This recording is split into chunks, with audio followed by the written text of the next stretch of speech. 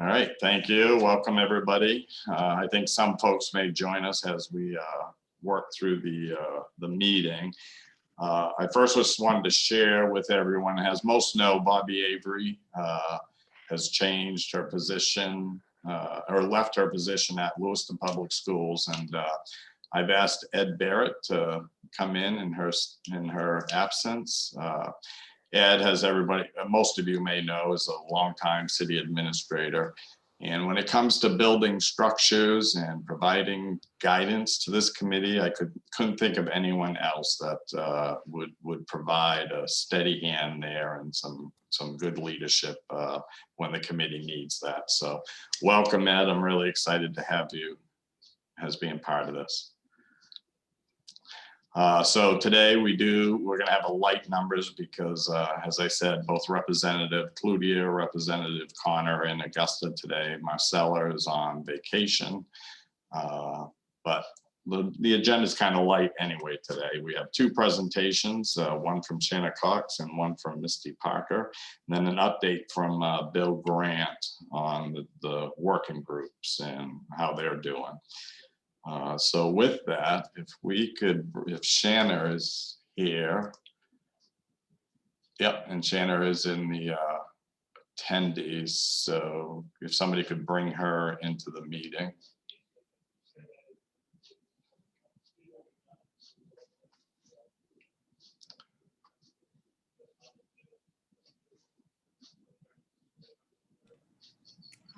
Hey, good morning, Shanna. Thank you for attending. If you could, just a quick introduction. I think everybody here probably knows you, but just to make sure. And I would love to know everybody here too, if that's a possibility. Sure. My name is Shanna Cox. I'm the president and CEO here at the Lewiston Auburn Metropolitan Chamber of Commerce and served on the first round of the Poverty Committee. And so it's nice to see you all continuing this good work. Thank you. All right, good. So my name is Mark Kerr, Shanna, if we haven't met.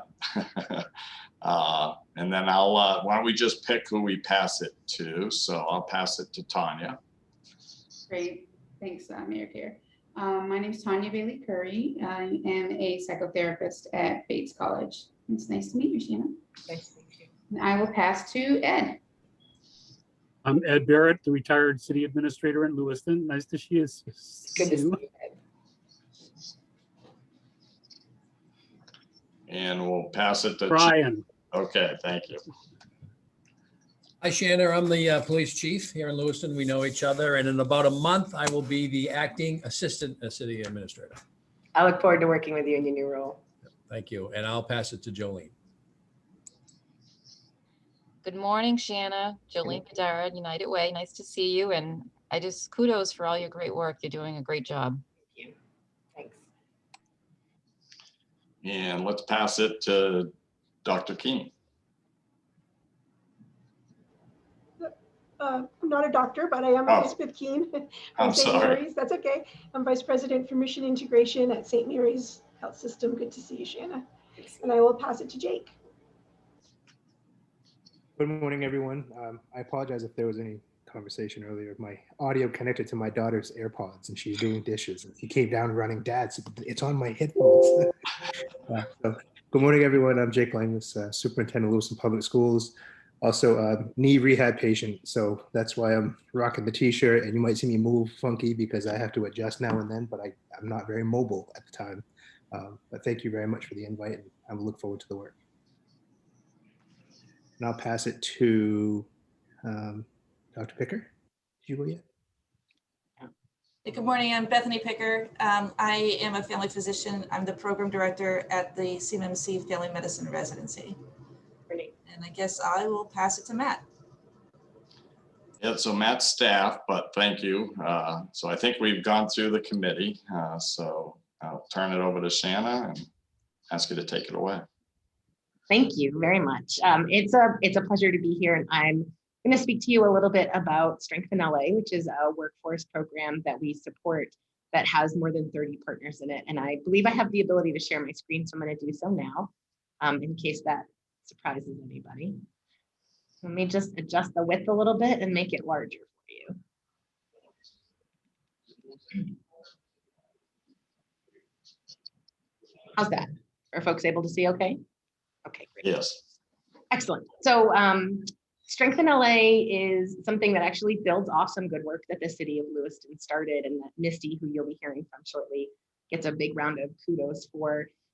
So I'm going to share a little bit about what it is now, and I'll try to touch on the history.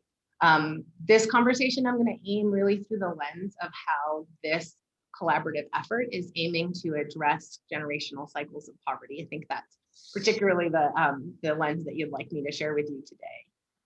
So let me start with something that's probably not a surprise to any of you, but there is a significant workforce shortage. I know the school department feels it. I know child care centers feel it. There is not a member within our membership that isn't currently looking for help or anticipating the need for more help. We're seeing that across the board. We went into the pandemic with a workforce shortage. We knew that there was some folks have called it, and I think Bill Grant might be with us today at some point, but he's talked about the cliff that we saw coming for years, and we've just jumped off that cliff. The projected workforce shortage because of the retirement rates of folks who are in all industries and fields, and our lower birth rate, and then the loss of Maine youth to other regions are all factors. But what we've seen during the pandemic is a real shift in how people are viewing their time at work, how they're interacting with the workforce. And we've seen labor participation rates actually get worse over the pandemic. And so we've seen some of that.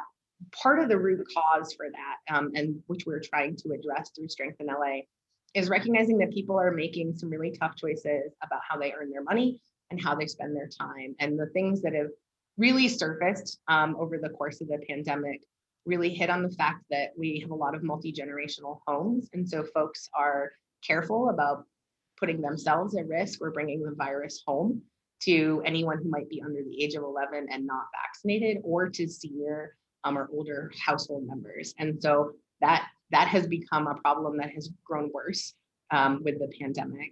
And then the other thing that I would note is people have really started to realize that working 80 hours a week at a low wage job is not giving them the quality of life that they've kind of learned to prioritize over the last year and a half. And so it makes the workforce shortage for us much more challenging. We're talking about education and training as kind of the key piece that we see in starting to break the cycle of generational poverty. And we're focused on folks getting careers and not just jobs, so that they've got living wages that can support a family. And I'm going to give you a little bit more data on that in a minute or two. But as we think about this, we are partnering with employers, and I'll talk about the sectors in a second, but employers who are actively engaged in hiring and in working in the industries that we're focusing on.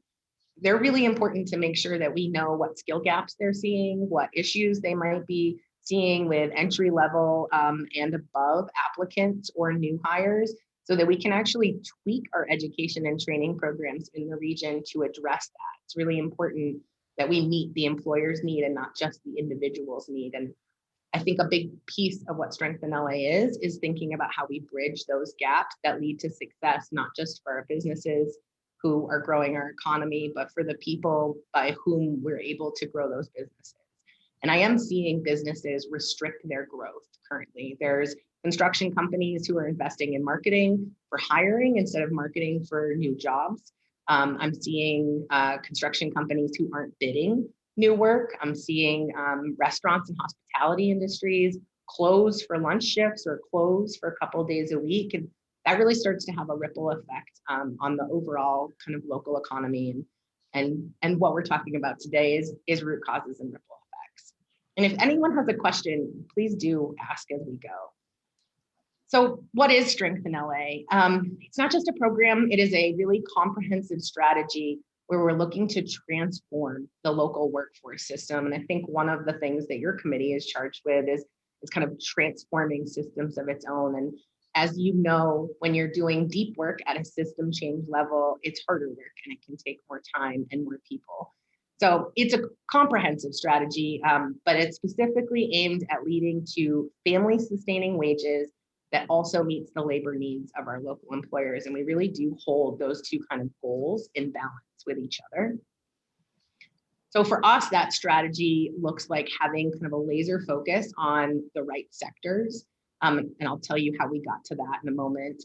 To be focused on the work readiness, sometimes you hear this called like soft skills. This is everything from showing up on time and time management to customer interactions. We think about the holistic support. What does it take for somebody to be successful in achieving a career, not just a job, and then to be successful in that career? And so that's every kind of support along the way, whether that's childcare that's quality that you can feel good about while you're learning or while you're working, all the way up through upskilling kind of higher tiered employees that allow us to continuously open up entry level positions and keep that kind of pipeline flowing.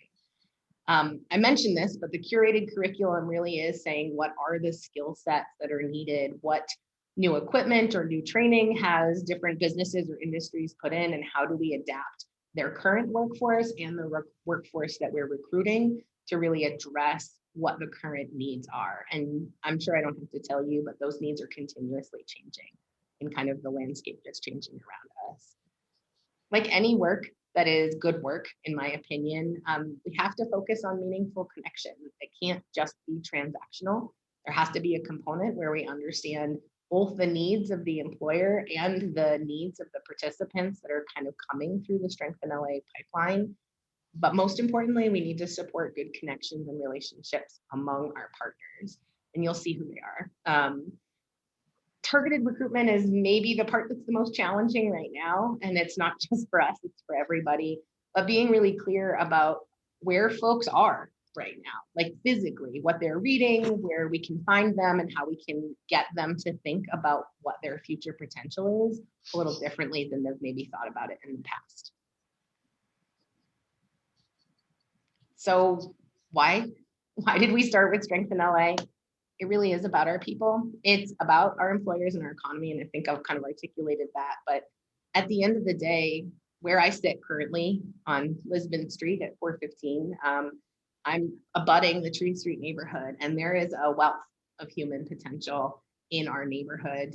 We have, as you know, the largest youth population and the lowest average age, both community and county across the state. That's a reason for us to be optimistic as a municipality and as a region. It is or could be a reason for developers, businesses, and employers to think about this being a great place to recruit from. But we need those people to be meaningfully connected to work. And it's not just folks who are on unemployment, which is a narrative I'm hearing a lot these days, but it's folks who have found a way to either live on one household income, who have adjusted their kind of shifts and schedules to what is available and what suits their needs. And a big piece of that is the cost of childcare. So we need to make sure that what we're doing works for the people who are in our community. And when we talk about generational poverty and think about the potential for Strengthen LA to disrupt that cycle, it is both ensuring that children are coming up through quality healthcare and getting into the education system, but that on the other side of that we're connecting them directly to work and to future training, whether that's a certificate program, an associate's degree, a bachelor's degree, or beyond, that we're connecting them and that the work that they're in can sustain their family. And for us, that's kind of a crucial piece. We did pick 3 sectors very strategically to start Strengthen LA with. Construction, and that's built on the back of the Construction Institute that I referenced, that Misty, Bill Grant, Patty Siernan, and some others have worked on for a number of years. And that was kind of the pilot that connected directly some construction employers with adult ed and some training programs through the Career Center, WMCA at the time, as well as Community Concepts, that really focused on taking small cohorts of folks and getting them some classroom time with some very kind of specific skills. So for example, whether it's English language learning or whether it's math, they're focused on inches and measurements and not milliliters, which would be really different kind of learning than if we were focused in the healthcare sector. That work led to not only some successful learning and some improvements, but a recognition that we needed to get to scale to meet the construction needs of our region and of our employers. Healthcare is the other biggest projected industry gap for workforce, and it is also a high wage earning field. So that is our second area of focus. And then there's early education and childcare. Jake, I hope that you can appreciate this. We are focused on the birth to 5 and quality childcare and early childhood development. We also recognize that when we invest in that birth to 5 population, the teachers and the educators within it can also get brought into the public school system and end up teaching in K through 12. And so that's a pretty regular effect that happens. So that's a pipeline that we need to keep flowing. It is not our highest wage sector.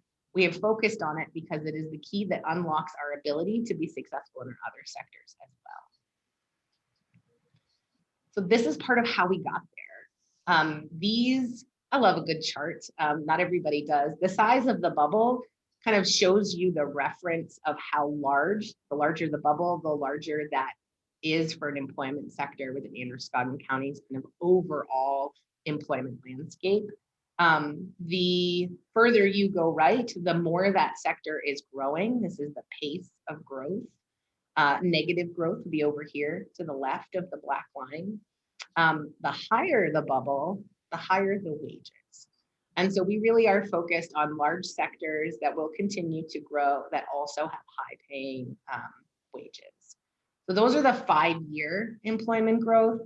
I just think it's fun to share with you as well what we have seen just in 2021. So I do have another one with kind of pandemic through, but this is maybe the recovery phase is what you could consider it. And you can see that construction continues to be, and it has gone up in wages, one of our highest paying sectors.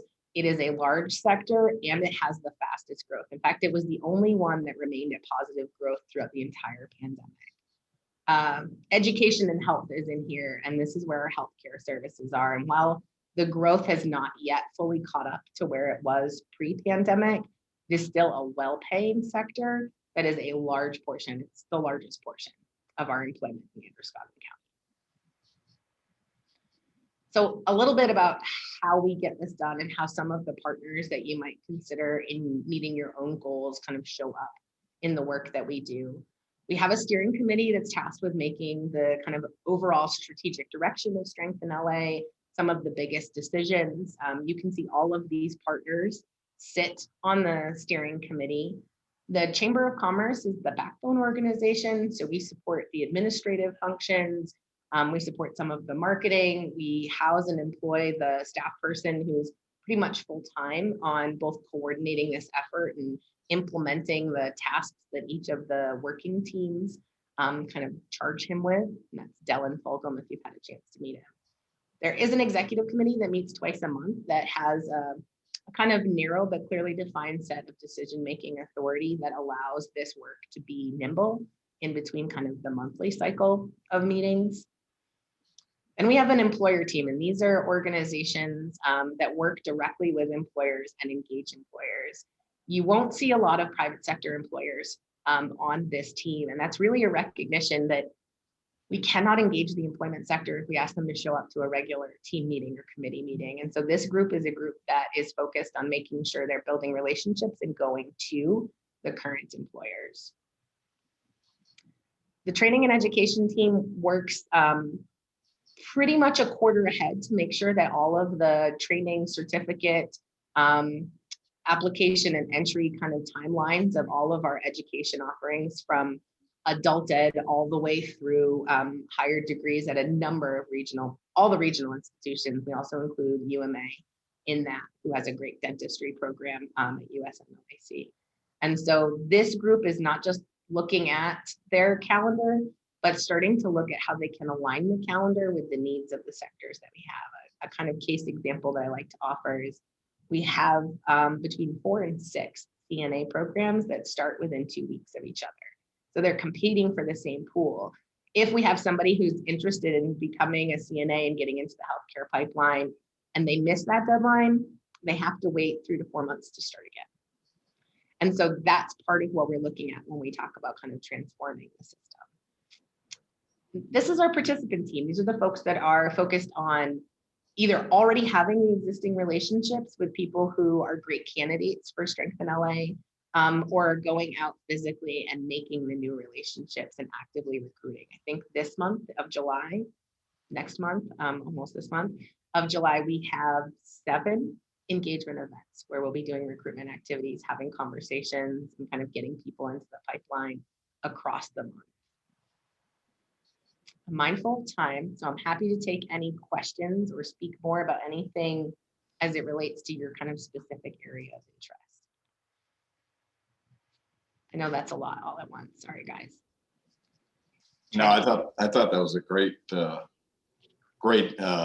know, snapshot of what the work that's been going on. And can you remind me, how long have you been doing this again?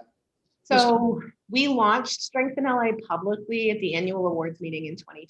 So we're 18 months in, but I do really think it's important to name that Construction Institute, which so much of not just the relationships and the structure, kind of the framework of how to get started, but some fumbles that helped us learn where we should head and what we could do.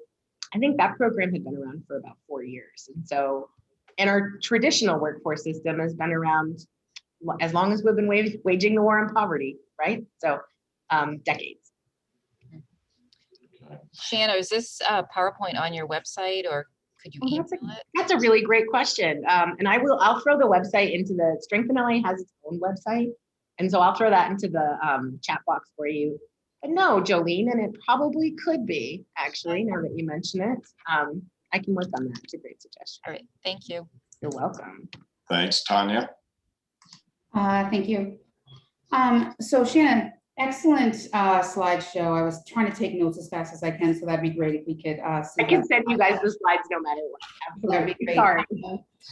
So are there conversations around, you know, cultural sensitivity that, you know, obviously comes into play when we're thinking about our residents of the city of Lewiston in particular? Yeah, that's a really great question. Yes, I don't know that that's the way we frame the conversations, but there's a lot of conversations. So we have representation goals at every level of that kind of structure that I showed. And I think for us, we think about it as, if we really want to engage the folks that are in our community, what do we need to do and who do we need to do it with to do it? And so for us, if you go to that website, this is the thing I'm maybe the most proud of. Right in the top right, it says select language, and you can pick one of 90 languages to view that website in fully. And so that's great up front. We have a number of recruitment partners and a couple of education partners that are either ethnic-led organizations or they themselves are members of our immigrant, refugee, or asylee community. And we think it's pretty important to keep that breadth within our diverse communities in focus, because there's a number of languages and different cultures that are represented. So we're really sensitive to that in our recruitment activities. And then I would say on the flip side, we're focused on that as it relates to education and training. So having contextualized English language learning classes that make sense for each of those career paths is something we're focused on as well.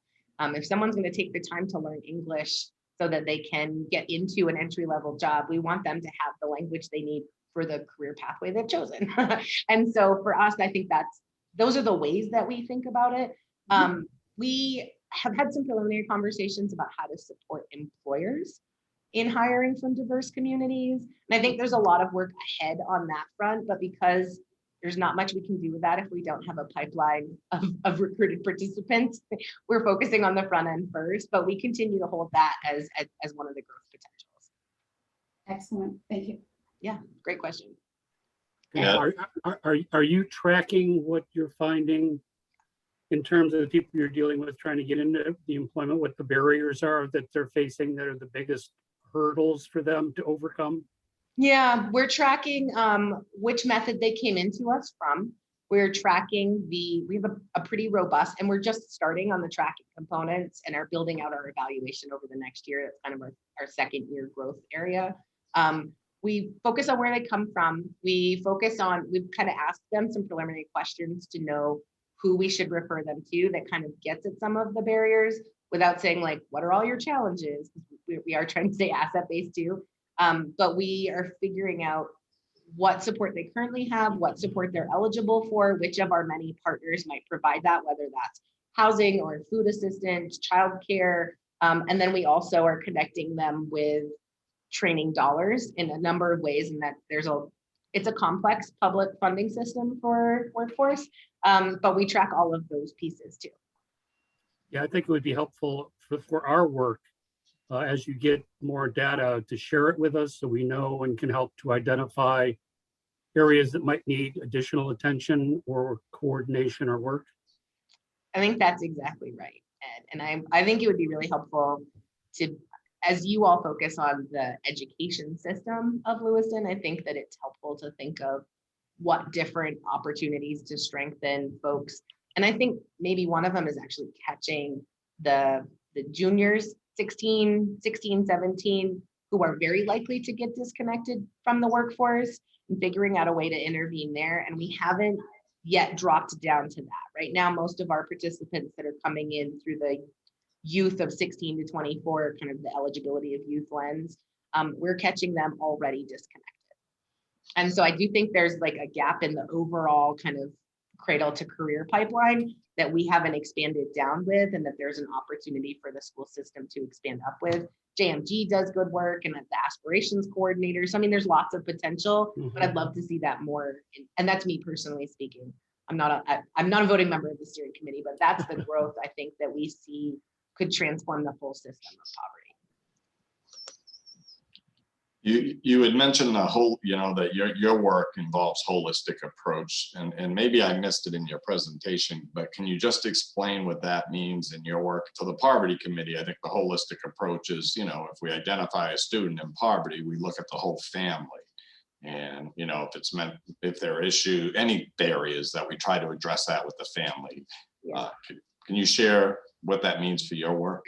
Well, for us, it means that when somebody's coming in, and one of the biggest first barriers is getting somebody to think they could have a career, that they do have potential, right? Like that is where our messaging is aimed at that. That's actually a really huge barrier that never anyone would raise their hand and self-identify. They'd say really quickly, like, I can't get childcare, or I'm not able to get out to the college, but they're not likely to say, I don't believe in myself and I don't believe a future is possible. And I think sometimes maybe that's one of the biggest things holding people back. But in that referral and that early conversation that we have, and people can express interest on the website, they can text us, they can call us, they can email us. And so whenever we receive any of that, they get kind of a short conversation around what are some of the things that they think might be holding them back, or that might be hard, or that they have questions about before they could figure out like what next in their life. And in that, we're screening for childcare, and then we can refer them to Promise Early Education Center, which is one of our partners. We're screening for income levels and the ability to qualify for some of the, whether it's food assistance, transportation, some of those pieces that will allow kind of the learner to show up in their training and be successful. Does that make sense? It does, yeah, and it truly does sound holistic. So, and I just think, we've missed the boat in a lot of community work, not addressing some of these issues in that holistic way. So I think as we more take the time to focus on that in all the areas that we do in our community, working with our community for betterment, we have to start thinking that way. So you mentioned the work of the poverty committee. That connection in education will be, complement the work that you're doing. Are there other areas that you see that our work could complement each other? I know that I just alluded to it, but I think aspirations is so important. And our aspirations, and I say this not as a Strength in LA representative, but a City of Lewiston representative. I live here. I've got 3 kids in the public school system. Our aspirations work doesn't start early enough. And by the time somebody is already thinking about how limited their future is, or how hard it is to do that, or that everyone in their family has gone to jail or not graduated high school, it's way past 16, it's way past the junior year, the sophomore year. That starts to settle in at 8th grade. I'm an incoming freshman, and I know some of his friends are already there.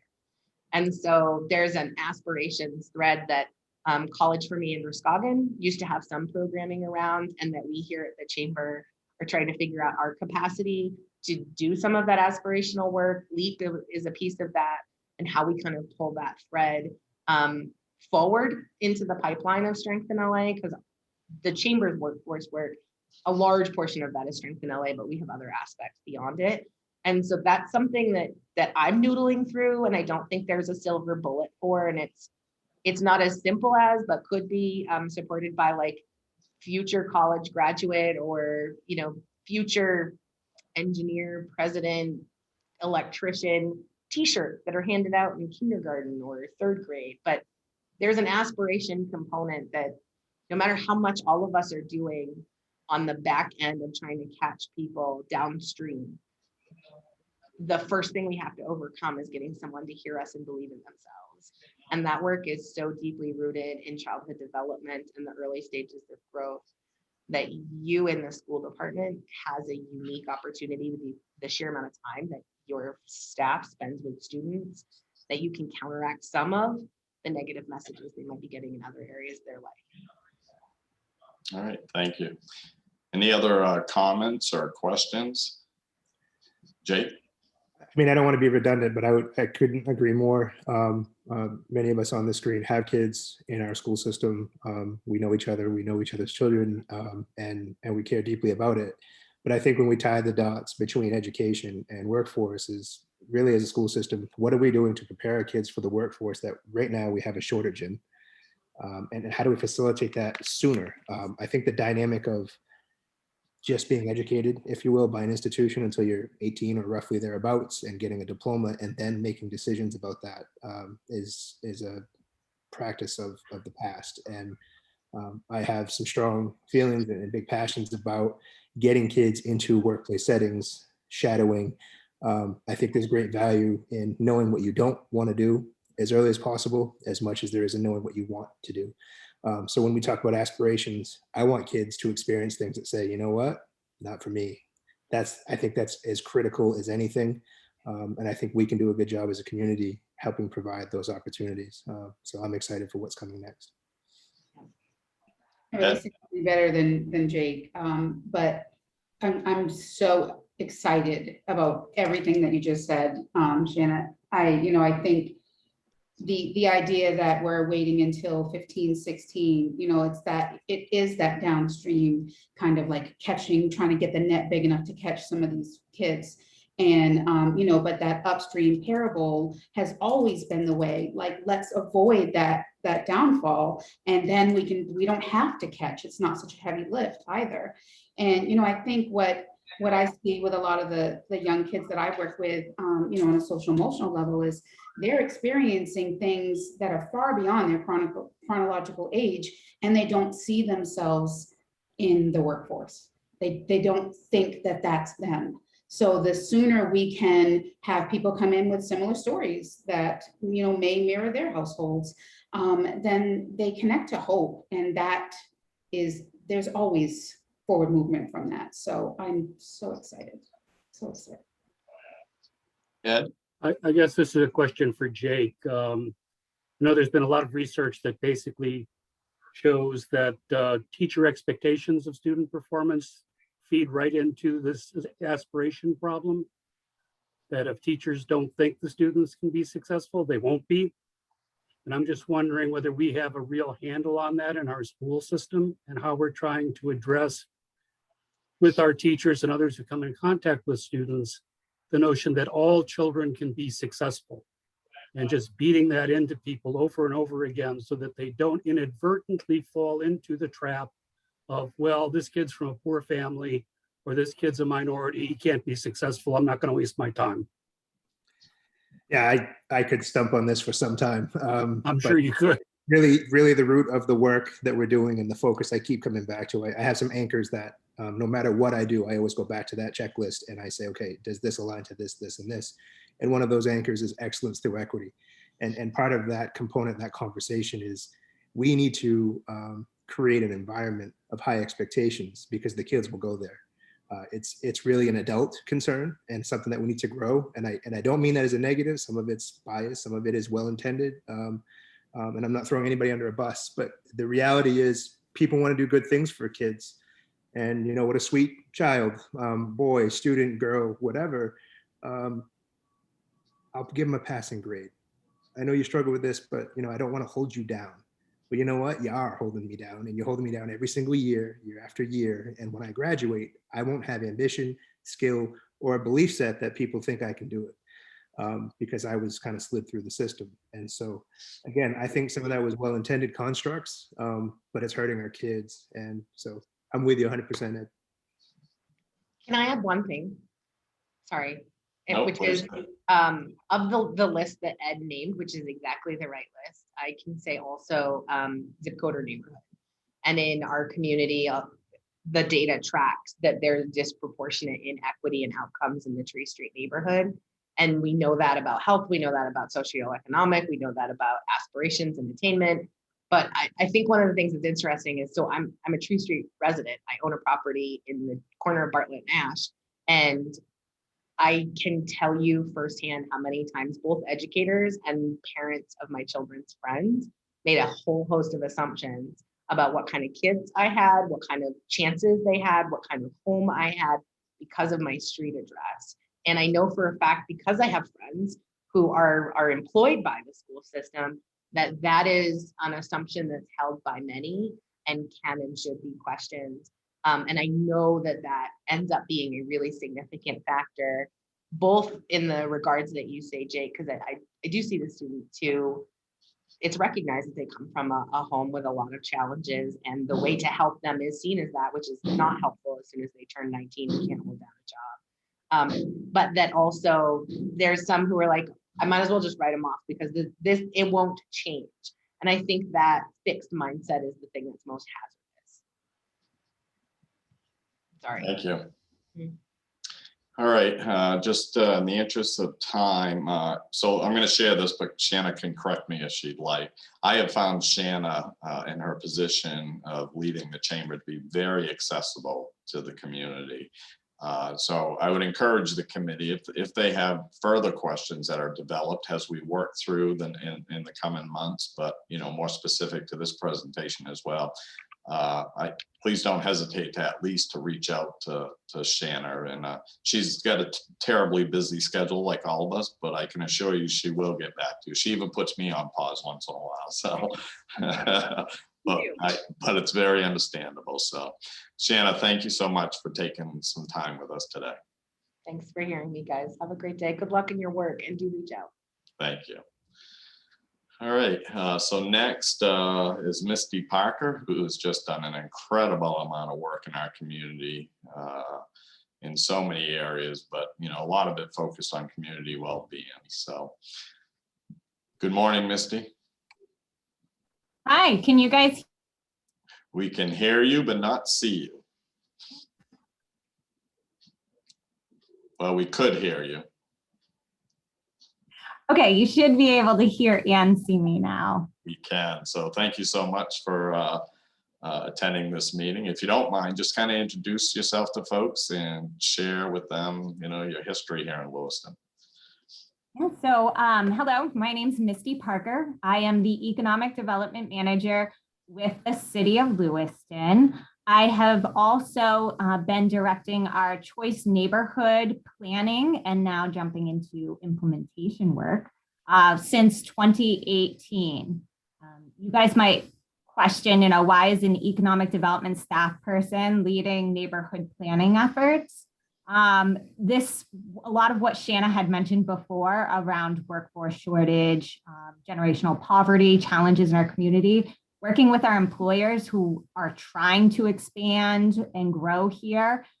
We have been having just so many challenges filling their needs with these amazing opportunities in our community, but yet right here in our own downtown, we have a huge wealth of opportunity with folks that live here. And so we realized that the challenges this neighborhood is facing needed a more strategic, holistic approach to help the folks there and connect to these great opportunities in our city. So I'm very excited to share that we have received approximately $30 million Choice Neighborhood Implementation Grant to begin implementing the work that was in our transformation plan. So I am actually going to share a presentation with you to give you some background about what it is and what we will be doing through this.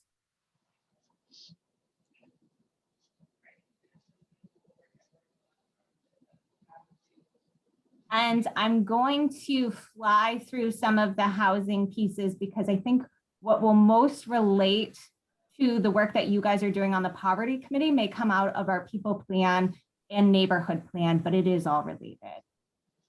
So I'll go through each plan, and because it is a little bit detailed, I'll pause at the end of each section to see if there's any immediate questions, and then definitely take questions at the very end from all of you. So through the Department of Housing and Urban Development, they have a program that's only about 10 years old called Choice Neighborhoods Initiative.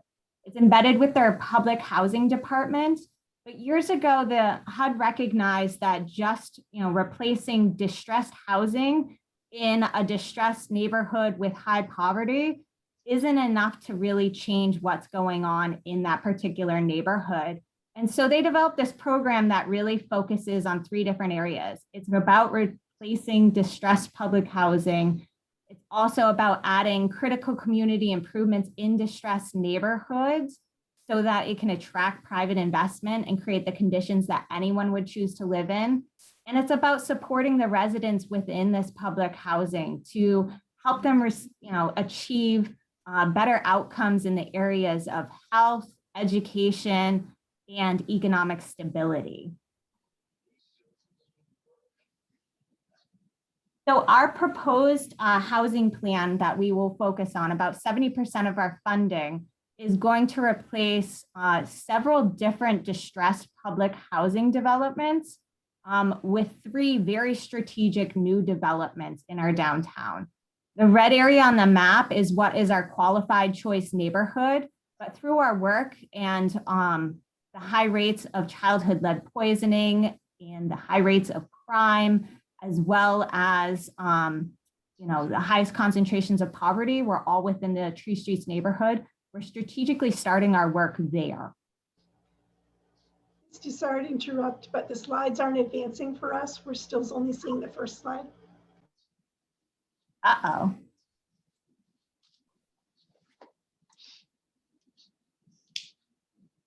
Let's see.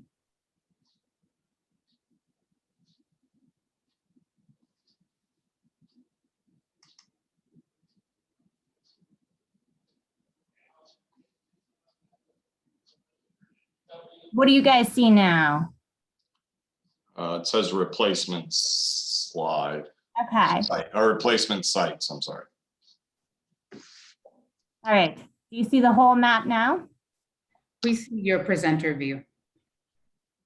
So Okay. we see slide 4 and your next slide.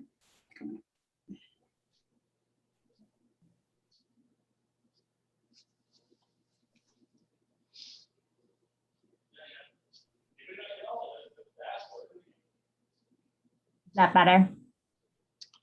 It's the same, It's the same, yeah. but it works. I mean, I'm sorry, guys. That's kind of a bummer. All right, I'll proceed, and please let me know if all of a sudden I get stuck again. And sorry that it's not a better format. I'm not really sure how to fix this one. Okay, so this is our whole choice neighborhood, and for the reasons I mentioned, that's why we're concentrating on the Tree Street neighborhood. So through our housing plan, we are really focused on building, replacing our 92 households in 3 different locations that are being very strategic with where they're placed. So we recognize that the city has done great work with the redevelopment of our Mill District, redeveloping Lisbon Street, and for whatever reason, that revitalization energy just has not come up a block into the Tree Street neighborhood. So our first replacement site housing is going to be located across from Kennedy Park. And so the strategy here is 2 parts. It's that connecting that energy up into the neighborhood, and it's also providing eyes on the park. So this, when we worked on the planning grant and created our transformation plan, we worked with over 400 residents, not just in our target housing sites, but also throughout the entire Tree Street neighborhood. And one of the #1 things we heard is Kennedy Park is a great asset, but people don't feel safe there. especially at night. There's concerns about activity that's going on there. And so by adding new development along this park, you're increasing the eyes on the park 24 hours a day. So hopefully one of the goals there is to help with addressing issues around the park by having these folks living here. Our second site will be located further up Pine Street and literally cover almost an entirely new block, as well as some adjacent parcels, which would be more lower density, family-oriented neighborhood model, and really be an example for what the potential of redevelopment within the heart of the neighborhood could be. And our third site will be located over near Blake Street Towers on Ash Street with development there that will be a mix of family units and single units. So here's the site on Kennedy Park. It'll be a mixed-use building, 2 mixed-use buildings, and it'll also provide that connection to Kennedy Park. We will have, this is the first building that will be located on the corner of Park and Pine Street. And within the building, we will be adding approximately 71 units between both buildings. Of those, we'll have 35 that are replacement units for our 92 public housing units. We'll be adding an additional 14 units of workforce housing and 22 market rate housing. These ones will be predominantly 1-bedroom and 2-bedroom units, mostly because when we were working with families in our in our target housing sites, a lot of people said that they wanted in these larger buildings, they wanted to make sure that there was an elevator, especially those that were older and living by themselves. And also that sometimes it's not appropriate to have, some single units mixed in with 3-bedroom units and lots of kids running down these long halls. So this was a way to provide one of those options. We'll have commercial space within both buildings. And in one of the buildings, we plan to do the new community food center, which will be a project that St. Mary's Nutrition Center is working on. And I'll talk a little bit about that later on in the presentation. This is our, heart of the neighborhood site, which will be predominantly smaller buildings and more of them. These are more family oriented. Many of the families that we interviewed had said, that they didn't want to live in big buildings, especially very tall buildings. There was a lot of concerns based on, tragic accidents that have happened in the community where kids have fallen out of windows. And so that was, very real experience for many of the people we talked to. And so some of these buildings, you'll see that they're no more than 3 stories, and the smaller ones are 2 to 4 units. This is located on the corner of Bartlett and Walnut Street. We wanted to make sure that it felt, walkable, and that also in the back of these units that there was actual space for like small yards so people could have protected play spaces for their kids. You'll also notice that the parking is not out front because we have so many pedestrians in the Tree Street neighborhood. Having so many driveways creates an issue for people walking on the sidewalks and increases your chance of people getting hit or creating bumps in the sidewalk, things like that. And so our goal was to put it all in the back and try and create safer conditions for those families. Part of this, we also have the historic Wedgwood Mansion, which is on our site, and we'll be doing a full historic rehab of that. So in total, I believe there's about 10 different buildings that we'll be constructing or rehabbing, and a total of 74 units. In this, we'll also be able to add 8 4-bedroom apartments. We heard a lot from our new Maynard community that they needed larger bedrooms. And so because we didn't have a lot of them living in our target housing, it was because this is choice funded to replace those units, we had to, find a creative way to try and add what other folks in the community needed, as well as what the needs of our folks in our target housing were. So 37 of these units will be replacement units.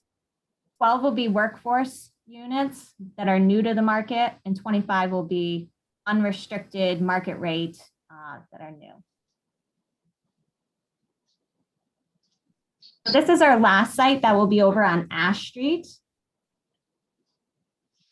Will be the last to be constructed. There'll be 40 total units, of which will be 20 replacement units, 12 workforce units, and 8 unrestricted market units. The workforce and the unrestricted units will all be new to the market. You guys have any questions on the housing plan? I do, actually. I think you already answered it, but because I'm not familiar with some of the lingo that is used. So when you're saying replacement units, is that what's already existing there now? It's just duplicated, so no one's going to be like removed from their housing basically through this? Exactly. So we are working with approximately 92 households right now that are currently living in distressed public housing that were qualified under this grant. So we will be working with each and every household to either move to these new sites or to find different housing that they might want to be living in. So we will be tearing their housing down at the end of the project, but our goal is to only move them once to limit disruption in their lives. Thank you. Yep. Jake? Is there much evolution to this plan from what you presented back when the HUD secretary came, or is it pretty much the same? So there is evolution. We added more units to our proposal to try and increase the amount of funding the city could get. So when we were working with just Maple Knoll as our distressed public housing site, that was about 40 units. And so we were able to almost a little over double the amount of families that we can support through this work. And with the implementation funding, we can't implement every strategy in our transformation plan, that huge 400-page document, but we picked out the ones that we could to try and have the largest impact, which I'll get into in a minute. All right, I will jump into the people plan, which I think will be most helpful. We'll see if this, no, you're probably still not seeing it well, but. Yeah, it's actually showing really good right now. Oh, good, I fixed We it. get the full page. Awesome. All right. So the proposed people plan. So this is the people section of our choice neighborhood work. And the unfortunate piece about the program is because it's through HUD and what they do housing, they don't do people services, but they recognize that you really need to support the people in the housing if you're going to help them have more stable lives. And so 15% of the funding can go to what's supporting the people plan, but unfortunately, it's only targeted at those that are living in our target housing units. So one of the cool things about the work we are doing with Lewiston being so small, first small city nationally to ever get this grant, we got very creative because for us, we recognize, well, this does help the folks in our target housing units. Everyone in this neighborhood needs to benefit from all of this work. So given the restrictions that we had, we approached a lot of this people plan work as a way to pilot some new initiatives and see if it is a successful model that could be carried out into other work happening in the community, as well as investing in new and existing programs in our community like Strengthen LA that are high quality and are achieving results we want to see and are aligned with the work that our families need. So Community Concepts is our people plan partner. They will actually be the ones working directly with our families. They already are. They have been for several years. They'll be implementing what's called a mobility coaches model through an organization based out of Boston called Empath. I'll jump into a little bit more about what it is and why it's unique. We're going to focus on supporting our families with increasing their income or economic stability and helping those that are able to work to access employment opportunities that help them achieve economic stability. We'll also be working with helping each family improve outcomes in the area of health and wellness, as well as early childhood education and youth enrichment. So the mobility mentoring model is really based on making meaningful connections. And I think Shanna talked a little bit in her presentation about that and why it's so important. It's instead of doing case management like we traditionally have done with families and accessing services, it's all about coaching for economic mobility. The mobility mentoring program focuses on what's called the bridge to self-sufficiency. The theory is that if you help folks who are working, in a crisis, day-to-day crisis mode, they're not able to think about the future and what's next because they're constantly responding to these immediate needs. And so this bridge to self-sufficiency model helps families go from the crisis mode to thinking about goal setting and attaining and focusing on the areas of family stability, so your housing and your children's welfare, well-being, so your physical and mental health, your social connections. It focuses on financial management, education and training, and your employment and career management. And the theory is that these are all the important pillars in our individual lives, that if they are all doing well, you are far more likely to be doing well. The mobility mentoring model is really focused on the individual. So each mentor through CCI is trained through empath in this model. And so it helps them be prepared to start to build relationships with their families, start to understand, like what's working in their lives, what are areas they may want to be improving, connecting them to the, existing services that are here within our community so that they can continue to start to set goals and attain them and do it at a pace that works for them instead of saying, you need to do X, Y, and Z by this date or we can't help you. You have to have, it all has to be individualized. And at certain points, if folks are not being successful in areas, there might be another reason, and it allows for those mobility mentors to sort of dive in and say, well, maybe this just isn't working the way that we thought it would. And so how can we try something different? So that's one of the models that we've had. We've had our mobility mentors. I think we have hired 3 now with a 4th as we ramp up. Each mobility mentor really did a lot of work with our families early on to do some assessment work and get a sense of where every family was at. And how, what their income was, what their aspirations are, how is their family right now? Are they stable? Are there things that they've been struggling with? And they started doing a lot of that work before we got the grant connecting them to existing resources at CCI. Previously, though, we only had a maximum of 2 mobility mentors over 92 households. So that's a lot of work, way too much work. So that's another reason why we're ramping up and starting to coordinate. Now we're, as we are approaching our implementation mode, we are expanding and connecting people to even more services within the community and not just within CCI. So part of this work, because we have, a lot of goals around, making sure families are increasing health and wellness outcomes, we will be partnering with the B Street Health Center to add a community health navigator. I mean, let's face it, the healthcare system is extremely challenging for like any of us. And then, if you don't have, Medicare or our main care, and you might receive a diagnosis that you're uncertain about, I mean, trying to figure everything out is really challenging. And especially where some services are spread across the community, we want to make sure that people know exactly how to access the health services that they need and are going to make a difference. So early education is a very important strategy. Shanna talked a lot about it with the Strength in LA initiative, and that this is a big focus for our community.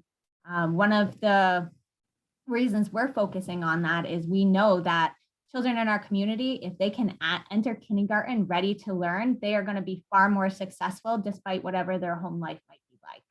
So we want to make sure those kids are set up for success from the very beginning.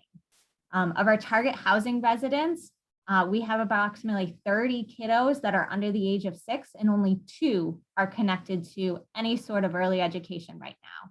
And so our goal is to help connect those families to those services. But the other big issue in our community is we just don't have enough high quality childcare. So in our neighborhood strategy, I'll talk about in a little bit, we're actually going to fix that and increase some of it with Promise Early Education as one of our partners in this work by expanding them to add 40 more center-based slots within the Tree Streets neighborhood. We also aim to help establish 40 more home-based slots within the downtown, and making sure that of all these, that preference is for residents of our target sites. Second would be residents within their own neighborhood. We're going to be adding an early learning navigator to work with our families. They'll actually be housed out of Promise, but one of the goals is that, you know, we've heard from many families, they don't know how to access childcare subsidy or find places to get their kids in, what's needed to get them enrolled. And so by having a navigator available to them, this will not be able to help, you know, folks in our target housing site better understand the system and make sure that if they are trying to get their kids connected to these opportunities, that they do. We're going to do the same thing with the school age kiddos as well, and having one of our mobility mentors also a direct connection to LPS. So Jake, at some point, you'll be seeing one of our mobility mentors connecting with you guys to help them be one of those folks that can make those connections for them with, you know, a family is having challenges with, you know, something that happened in school that the parents can understand, well, who do I go to? Who do I talk to? And be a connection for them. They'll also most likely be working with James Ford because I think that was one of the intentions to try and help make those connections with families. And so we want to make sure that we're not duplicating things, but adding strength where we can. And by being able to work with our 92 households, it allows us to really track and monitor the success and see if it's actually helping improve the educational outcomes.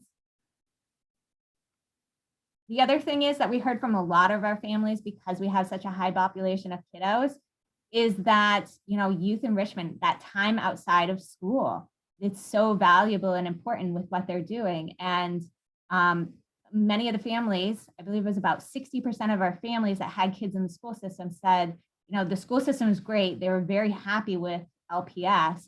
They were not happy with the opportunities outside of school and felt that that was an area that really needed strength. So we are going to be investing in Tree Street Youth and the Root Cellar because they do have programs that are doing career and college prep work and helping kids, prepare for what's after school. And so our goal is to supplement the work that they're doing and make sure they each have career and college navigators so that our target site kiddos that are older can access these services. So I'm going to stop there before I jump into the neighborhood plan, and I know we're short on time, so I'll run through that quickly, but I think this is really an area of our work that aligns a lot with the work that you guys are doing. So I'd love to answer any questions you might have. Any questions, or should we ask Misty just to Ed? Yeah, I don't have a question. I guess this is more a comment. I think this presentation just underlies what I see as one of the biggest problems that challenged individuals in our community and our nation face: the system. We have created a system that is so complicated and so disjointed that you can only conclude from it that it's intended to keep people from getting the services they need. So I don't know how to address that. Obviously, navigators, there's one way to do that, but it's really frustrating. We have to hire people to help people access services that are there to help them get out of poverty. Just a comment for what it's worth. It's exceptionally frustrating. So I will agree, and if it's okay, I'd love to respond to that. because we struggled with it as well, especially when you look at all the navigators we have to hire. It's a little ridiculous, but this is a 5-year grant and you cannot change a system in 5 years. So one of the larger overarching things that our partners are looking at is, as we do this work, and especially when we were piloting some of our different approaches, if there are ways that we can change aspects of the system, we need to be focused on doing that, because that, again, is the only way everybody outside of our target housing units will benefit from this work. Because of this work and the fact that Lewiston is one of the smallest cities ever to get it, we have the state's attention. And we have been working a lot with the commissioners of DHHS, Department of Economic Community Development, and a few other departments to keep them informed of what we're doing, because at some point we do acknowledge that we're going to need to be making some asks to them to help change some of these aspects of these systems. And this is just an opportunity to catch their ear and see what we can do to change some of this. But it's going to take coordination among a lot of partners and not just choice to make these long-term changes.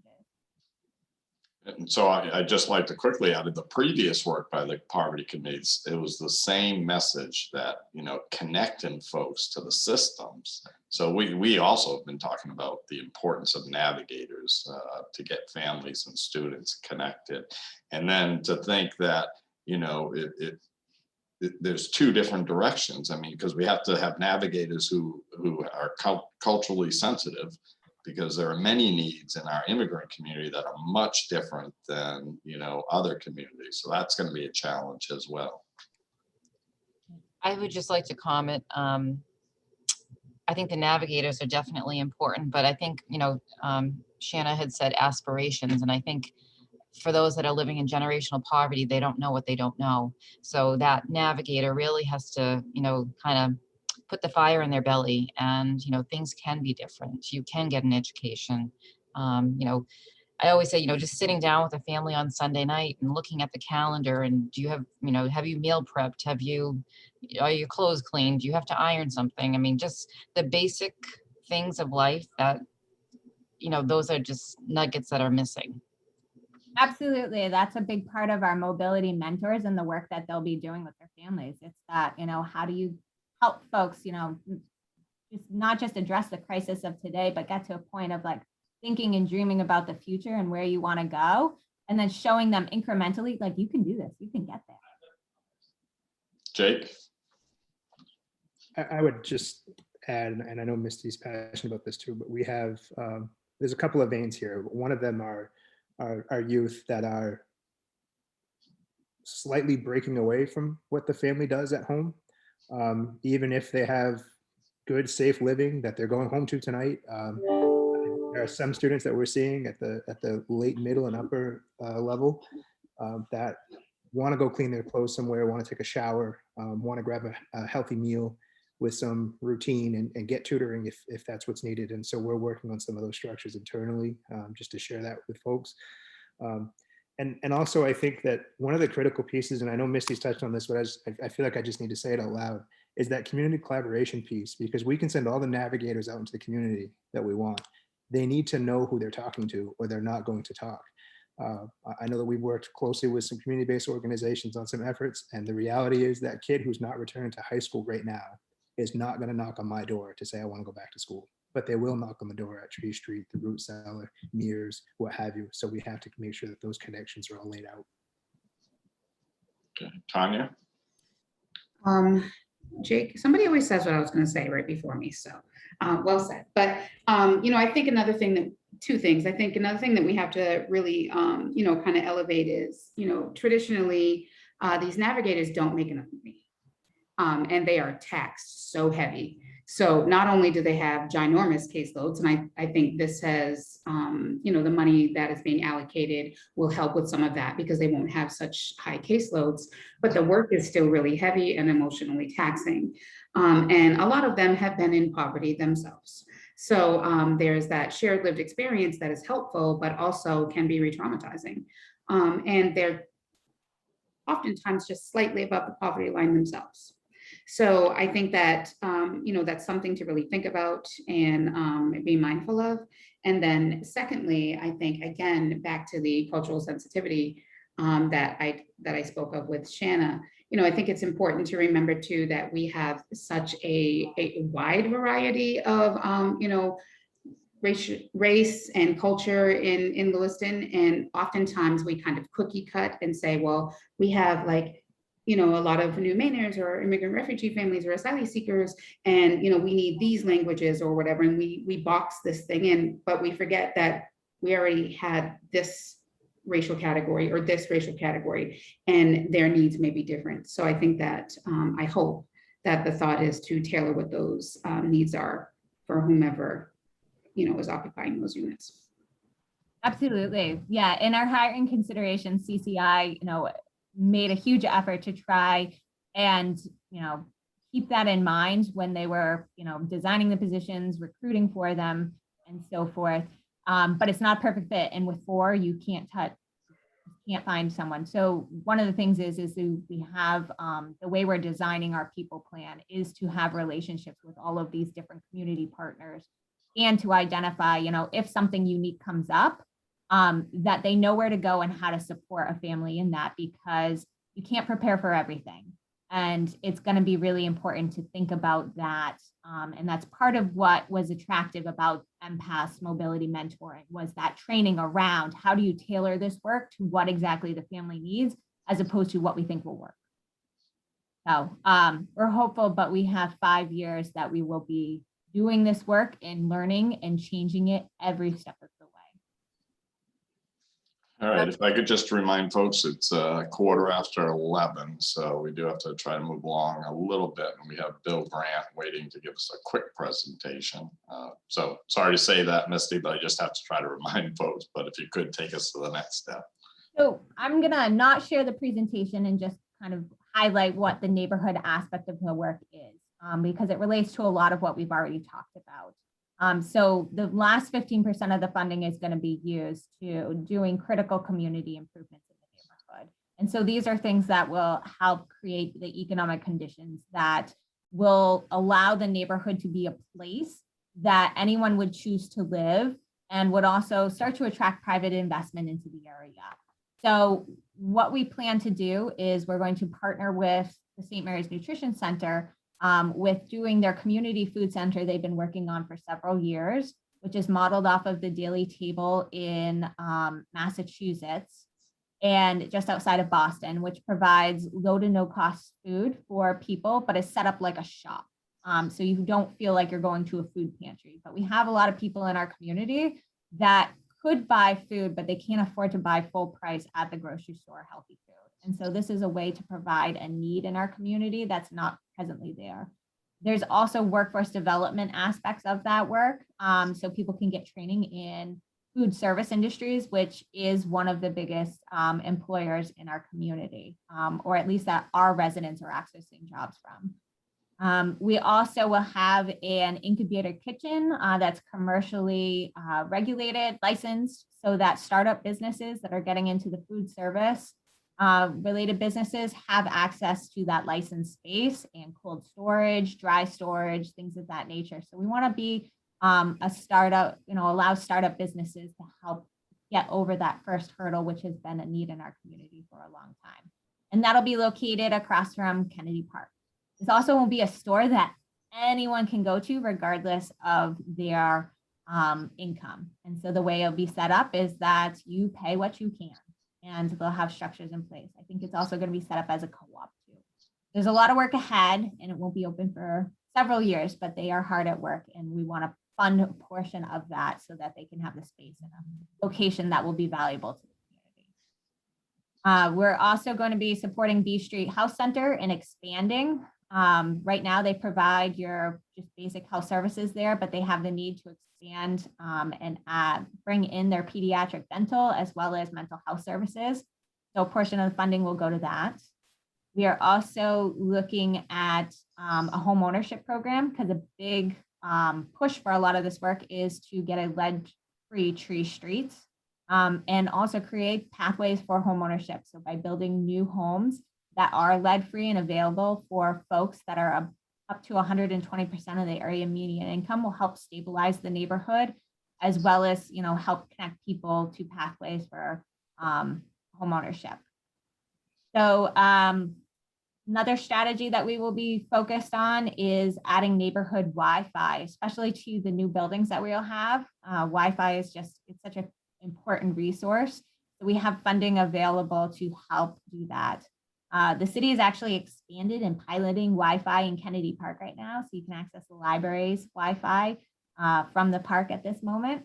But we're also looking at how we can just expand it throughout the neighborhood and areas where people need to benefit from it. That is the neighborhood work that is ahead of us. Oh, and we're expanding Promise Head Start programs. So they will be relocating to 1 College Street where they can add those new classrooms. So we'll be investing in that as well. So that is it. That is choice in a nutshell. It's a lot. I will mention Elizabeth is one of our choice champions. She's a partner in this work. St. Mary's is a very important partner in all of the work that we are doing, and she is on our implementation working group. So as we move forward, whether that's through Elizabeth or, sorry, Elizabeth volunteering here, but whether it's through Elizabeth or through more consistent updates, we recognize that the work that you guys are doing is very aligned with Strength in LA. They're one of our partners, that'll be helping connect our residents to job opportunities. And the same with the work you guys are doing. So it's important that we find ways to stay connected. And Shanna and I have already been talking about what that could look like and how that could be supported so that we are learning from each other in the work we're doing and understand how the work that each of us is pursuing, connects. And yeah, we just realized the important in that bigger systems piece that Ed had mentioned. I think that there's going to be ways that we're going to need to support one another and how we can start to make some of those changes to benefit everyone. If you think about it, Strength in LA is really focused on its pipeline and the workforce. Choice is really the neighborhood pipeline to get people connected. And then I think our work is going to be hopefully that student body that's living in poverty. And if we can cover those 3 areas, I think Lewiston is going to have a significant impact on our poverty rates in just a few years. But I've advocated things like this for a long time, and sometimes I say a few years and it might be a lot longer, but I'm going to stick with that for right now because I think it can be done. So I'll share the same thing that I shared about Shanna. Misty is just incredibly busy, does so much for our community, but she also makes herself, accessible. So I think if any folks have follow-up questions, simple email or call to Misty and she'll get back to you as soon as she can, I'm quite certain. Misty, thank you so much. As always, you present so well when it comes to choice. It's like secondhand to you at this point. It is, absolutely. Yes, please do reach out. I'm happy to help you guys in any way. And thank you for your time. All right, thank you, Misty. All right, if we could bring in Bill Grant. So Bill's just going to give us a very brief update on the work of the work of the working groups, just to kind of keep us in the loop on how it's going, any challenges they're facing. Good morning, Bill. Good morning, all. I just want to say, and I'll be quick, but I'm fortunate that I'm a part of both the other groups that you heard presented about, and I completely see this alignment and the strength that holds. And we have the talent and we have the resources to make this stuff move forward. And so as I was listening, the connections in my mind were just going crazy. But if anybody on the screen wants to pick my brain or talk about those things and how we can do that, I'm more than happy to sit with you and make a time so we can talk about how those 2 initiatives match up with this. And maybe, Bill, we could throw that on our next agenda so that you could share your thoughts with the entire group. I think that probably would be worth, 15, 20 minutes of our time to hear your thoughts there. Okay, sure. So really quickly, the working groups, since our last meeting, all of the leads of the working groups have reached out to specific people in the areas that work within those indicators from the presentation I gave to you folks the last time. So that is including like people that work in the schools, nonprofits, and then other community members. As for an example, I'm on the graduation rate. So we've pulled in a school administrator, so one of the assistant principals. We've also pulled in the director of guidance. Then we have representation from nonprofit, one being Tree Street, obviously with Julia Sleeper.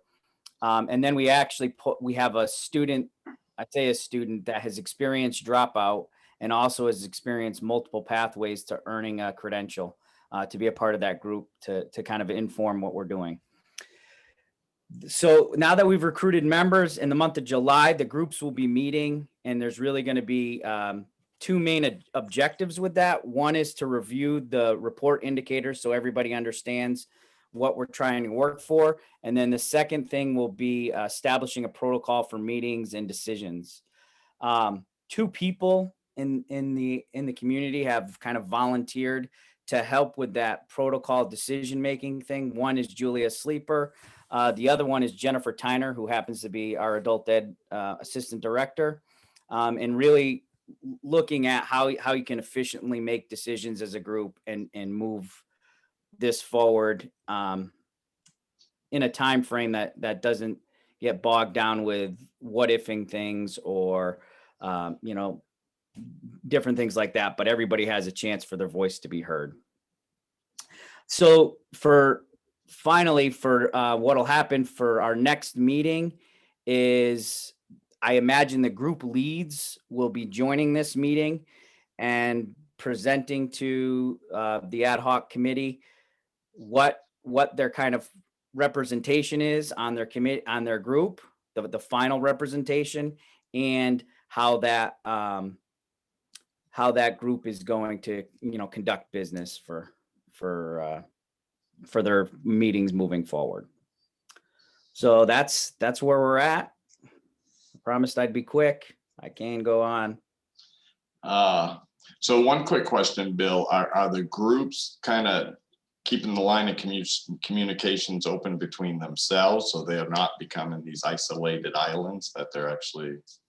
Yeah, so that's kind of the role that I'm playing. So what I do is reach out to the groups, found out like where everybody was with things, but then we're going to be, before we come to like say next meeting and present what our group structures are and everything, I'll go over that with everybody so that we're looking at some alignment there, and we're definitely if we have to be staying in our lanes, staying with our lanes, but we're also not being siloed. So Okay, great. Any questions or comments for Bill?